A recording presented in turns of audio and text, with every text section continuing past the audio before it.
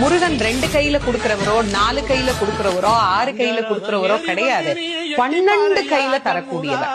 கேட்டவருக்கு கேட்ட வரங்களை அல்ல, நினைத்தவருக்கு நினைத்த வரத்தை விட அதீதமான நலன்களை வாரி வாரி வழங்கக்கூடியவர்.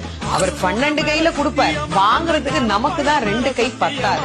அப்பேற்பட்ட வள்ளலாக விளங்கக்கூடியவர் முருகப்பெருமான். அவர் வள்ளல்னா பக்கத்துல இருக்கிற அம்மா சும்மா கிடையாது, அவள் வள்ளி. இவர் 1 கொடுத்தா அந்த அம்மா 2 கொடுங்கன்னு வாழாம். அப்படி கணவனும் மனைவியும் போட்டி போட்டுக்கிட்டு நமக்கு கொடுக்க தயாரா இருக்கிறாங்க. வாங்குவதற்கு நாம் என்ன செய்ய வேண்டும்? அவரை நினைக்கணும். எப்படி நினைக்கணும்?